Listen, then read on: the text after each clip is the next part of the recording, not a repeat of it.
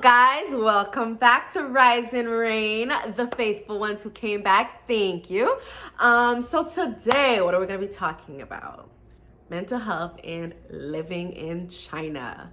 I know a lot of you guys have been asking me. I haven't been ignoring you. I saw the comments under the pictures I posted when I taught in China. But I knew I was gonna make a video and I didn't want to comment and be like, I'm gonna make a video, I'm gonna post a video about it. So I figured the first video, why not make it about when I was teaching and living in China and how that affected me mentally. As you guys know, well, you don't know, but I came back from China and did my master's degree in mental health. So I didn't really have like a profound education or just understanding about mental health until after I came back from China. So let's start with culture shock, right? Everyone knows when you go visit a different country or even live in a country for an extended period of time, you will experience culture shock. So how did that affect me? Culture shock in the aspect of food, first and foremost.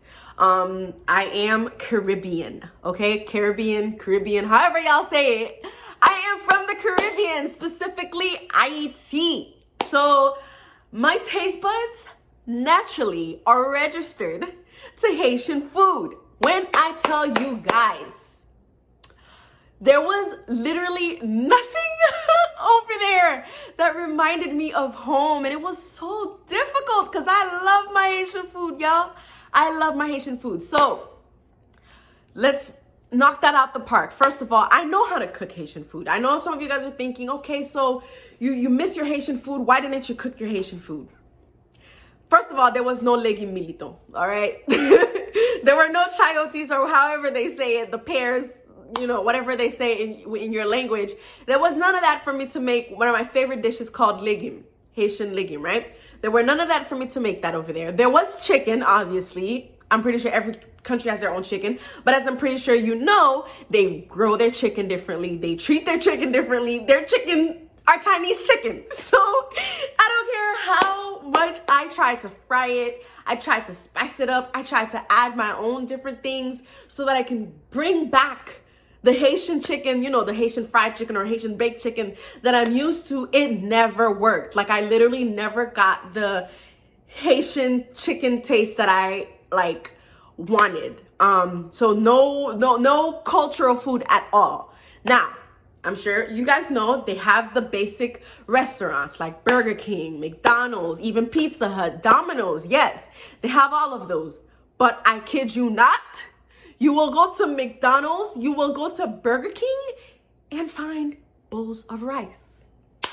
Yes, child.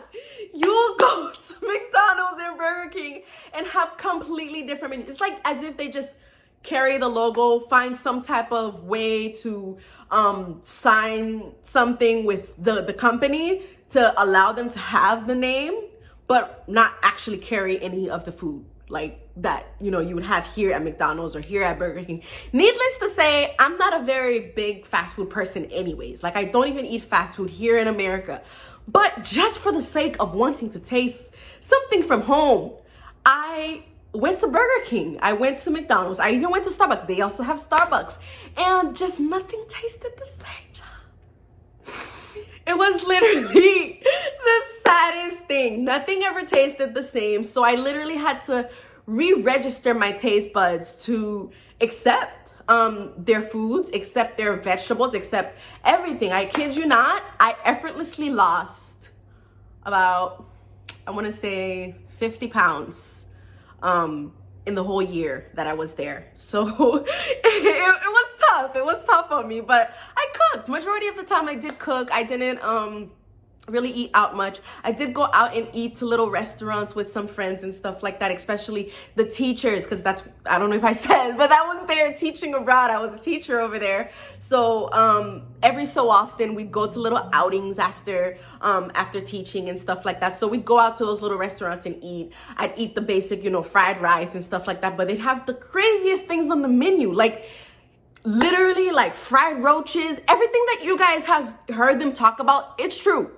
Fried roaches, fried this, fried worms, fried that. And I, obviously, going into there, as an American, I judge them for those delicacies. But when I started like merging myself into the culture and understanding them, I literally had no choice but to start respecting the dishes that they ate and the things that they did, because I started understanding more of the roots of it, especially working with Chinese teachers, Chinese men and women that worked with me. It all started to make sense. So I know it is so easy for you to just judge or just have a very like, oh my God, type of mindset towards people who eat certain things or do certain things that you're not very used to. But being there and actually merging myself into the culture and understanding the people and befriending those people, I started being like, you know what?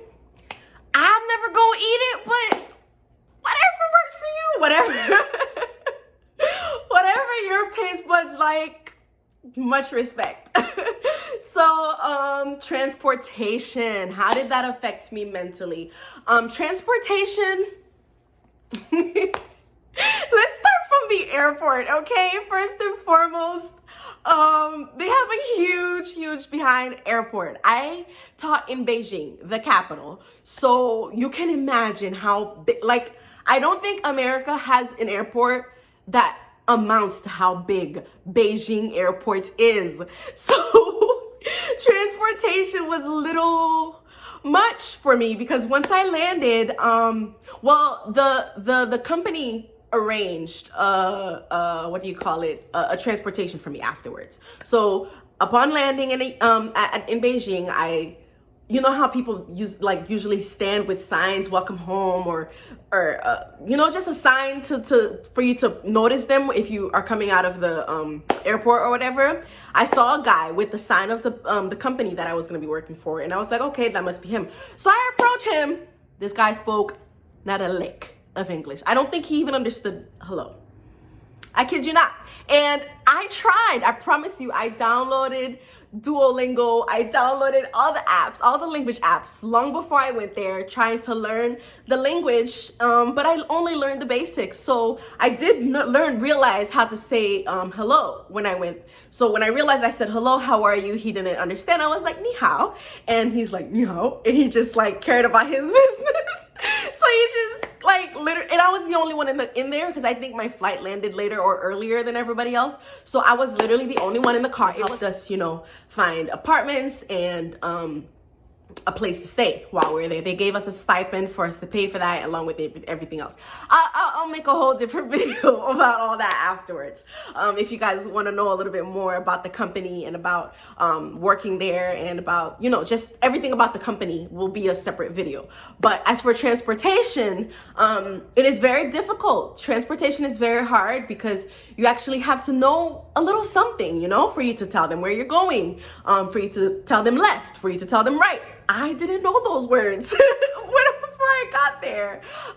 For you to, just like speak. So like, I didn't really take taxis much. I walked or took a bus. Not a bus, a subway. I took the subway quite often. Literally everywhere I went, I took a subway because I was terrified of taking a taxi.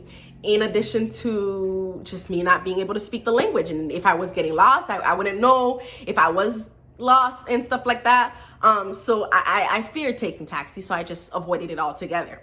But I did most of my transportation, and every so often I take the bus.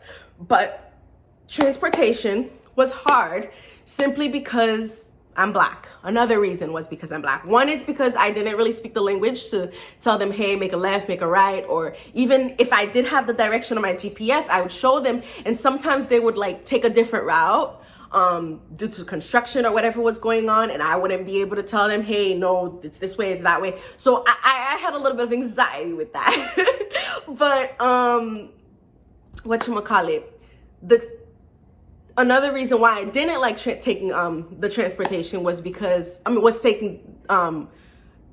reason why I took the subway was because I wanted to make sure that if I was lost, I was lost. It's not like someone else was making me lost. So I would take the subway and know, okay, once I exit, And they had their names. It wasn't like Subway 1, Subway 2, Subway 3. It was like different, like it wasn't A, B, or C. It actually had names and names of the street and stuff. So I quickly learned those in addition to screenshotting the directions of where I was going, because Google is inaccessible there.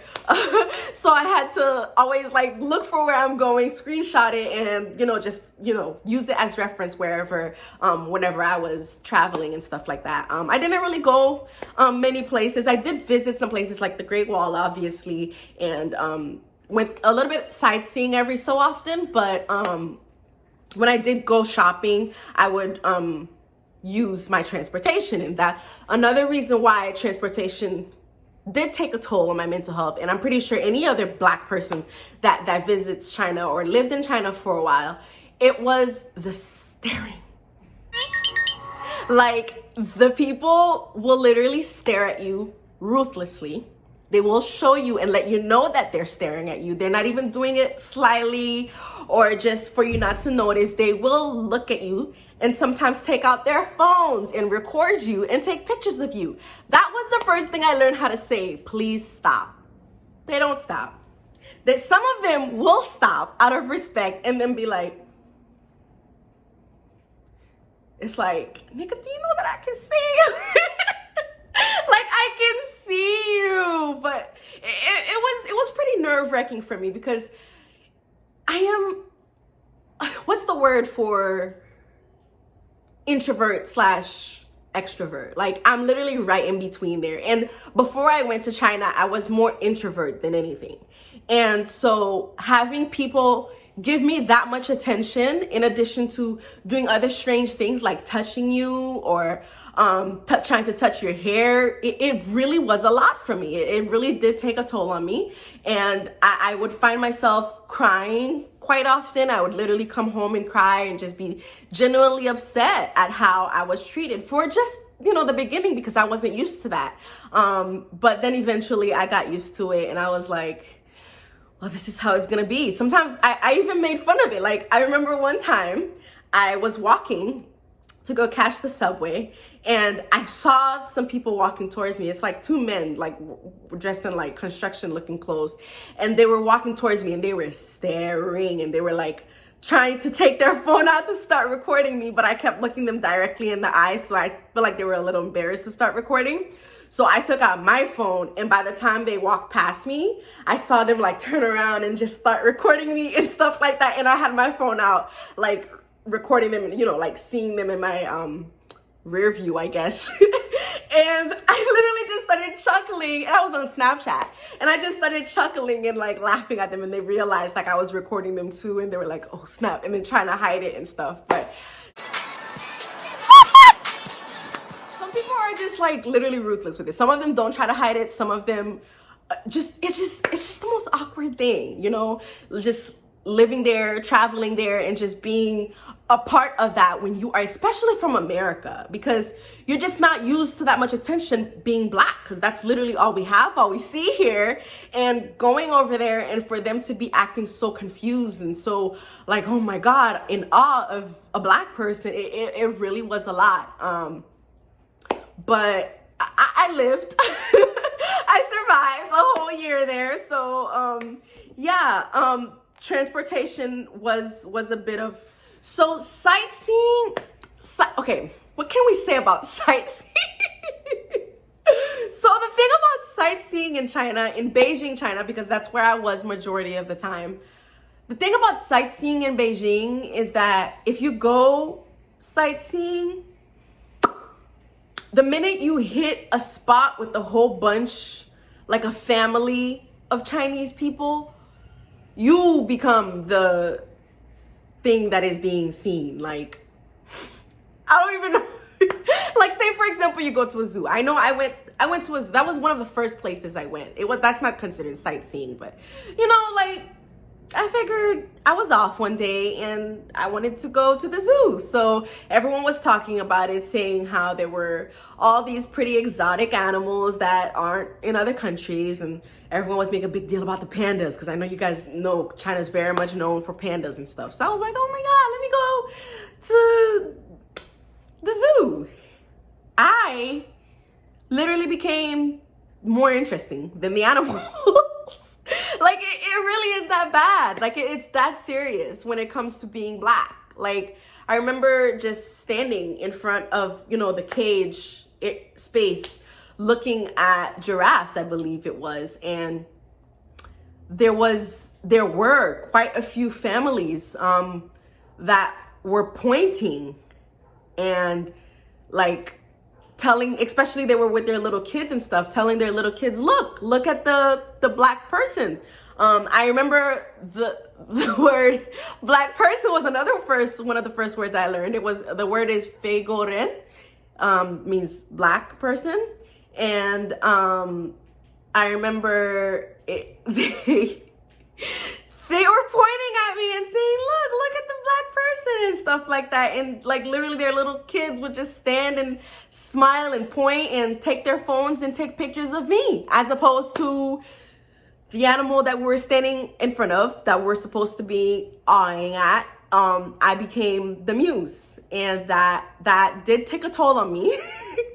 It really did, because at some point it started happening so much. Because like when I would notice that it would happen, I'd be like, okay. And so I just go on to the next animal, and it would happen again in front of that other cage or in front of that other section with whatever. And they would literally ask you, can I take a picture with you and stuff? And I'm like, I would, but we're at the zoo.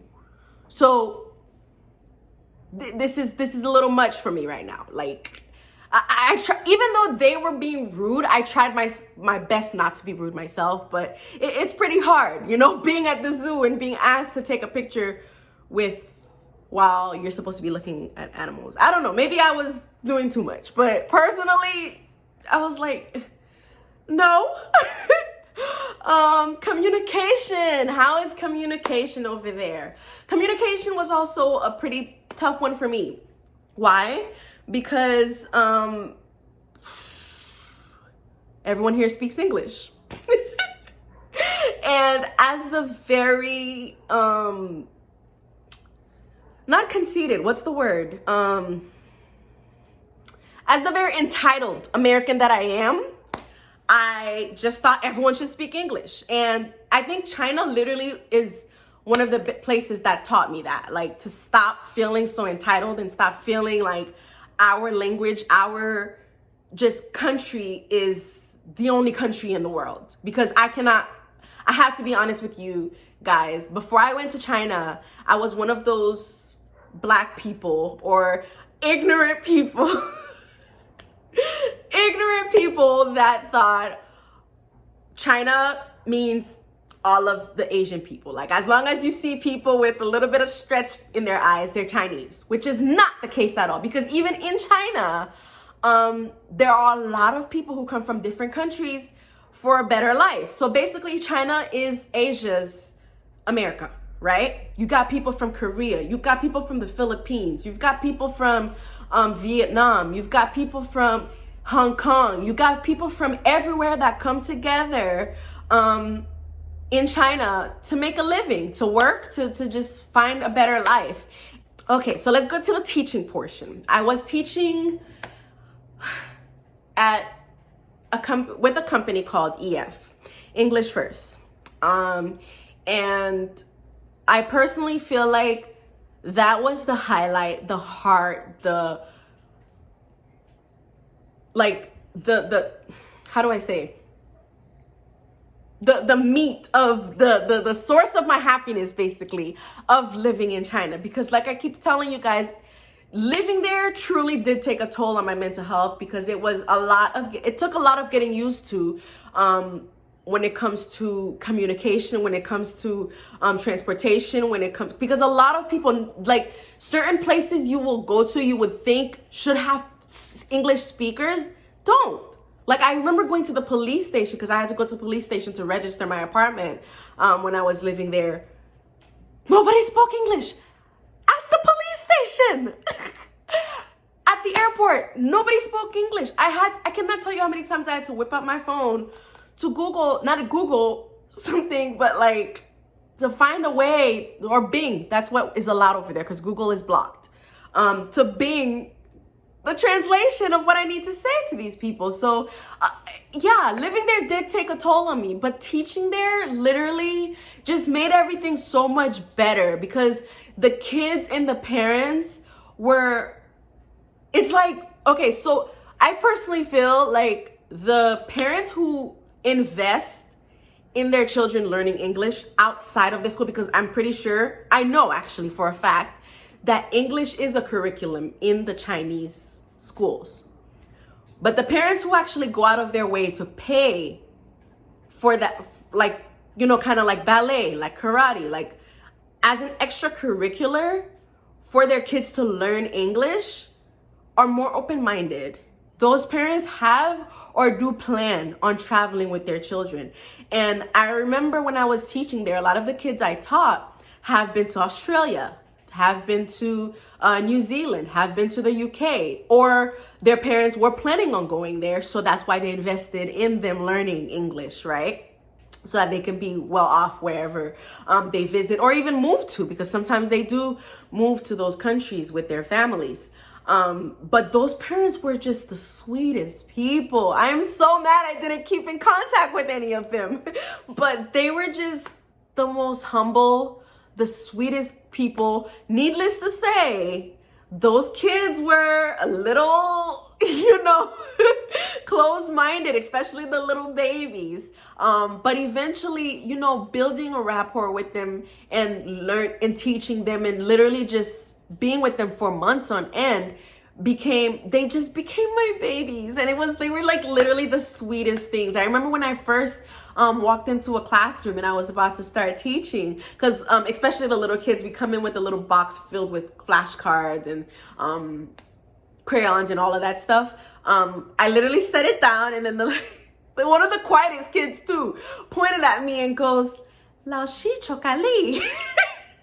I was like, and we always had a little assistant. So there were a lot of interns there, Chinese interns. So a lot of Chinese children or youths between like 17 to 20 years old that were in universities nearby would come and help us translate to the children or help us teach the children. They themselves barely spoke English, like fluent English, but they allowed them to, you know, be with us to also learn, for them to also learn English. Obviously, they spoke better English than the children, so that's why they used them to help us teach the kids. But I looked at one of them when the kid said that, and she's like, "He said chocolate teacher." And I was like, "Oh yes, child, I am a chocolate teacher."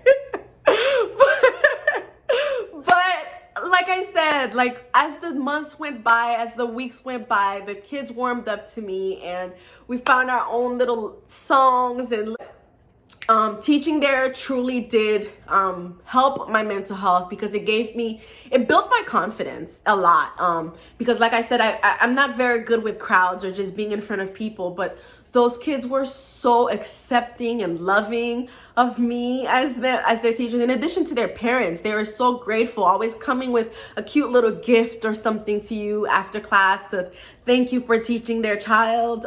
You know, those little moon pie things that they be having in those Chinese countries. They really love those little things as delicacies and stuff. So they bring those little things, or just bring you a thank you card or something. They were so appreciative, and it truly did build my confidence, because I'd literally have to act the fool, especially in front of my toughest crowds.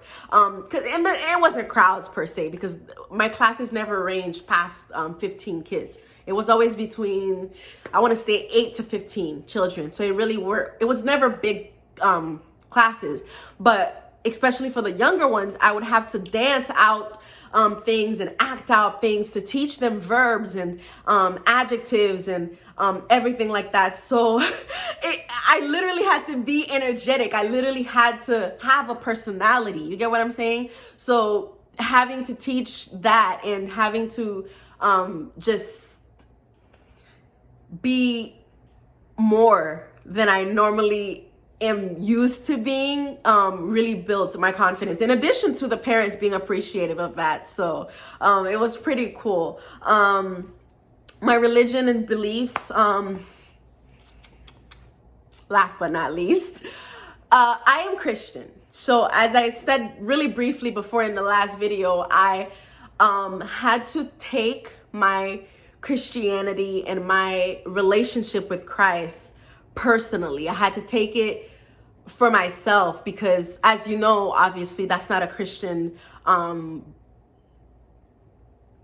Christian based, but the general population in that country is not Christian. And to be very honest with you, I never even looked or sought out for a Christian church. I was told that there were, and I was told I can visit or just, you know, check out the churches and stuff like that, the Christian churches. But I was also told that they were not very friendly to people, to those churches. So I didn't want to go visit a church one day and for that to be the day that something crazy happened.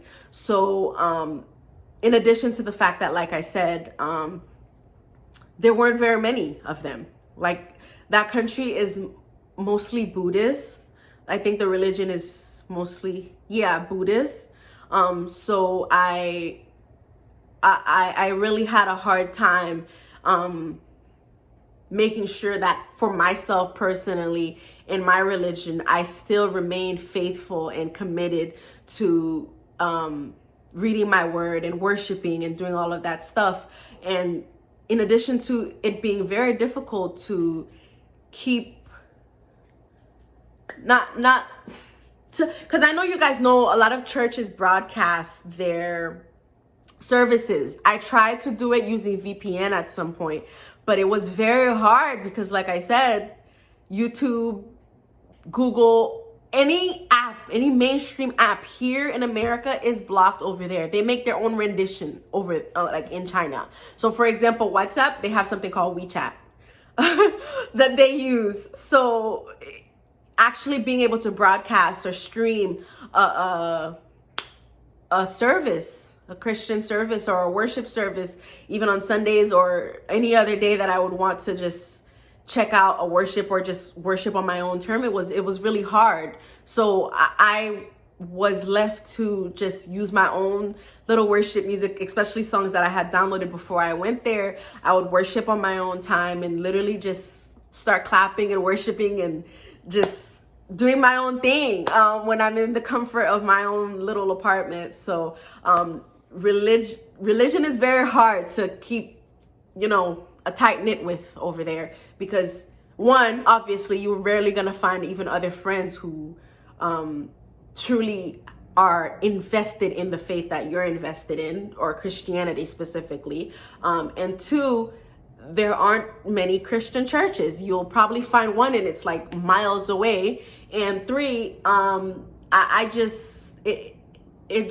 it was hard. It truly was. But I think I survived. I think I did a pretty good job, especially having a Haitian mother that tried to keep in contact with me and always made sure that she reminded me to be true to my faith and be true to myself, being there. So being committed to your religion and to your faith over there is pretty hard. But I survived and I came back and was stronger than ever with it. So I am here and I made it. But I think that's about it for today. Like I said, we'll talk a little bit more in detail about the school and about everything else that I did over there in another video. Like talk about like basically China living part 2 in another video. But thank you all so much for tuning in once again. I love you and appreciate you all. Click subscribe, like, love, whatever you want to call it. Deuces.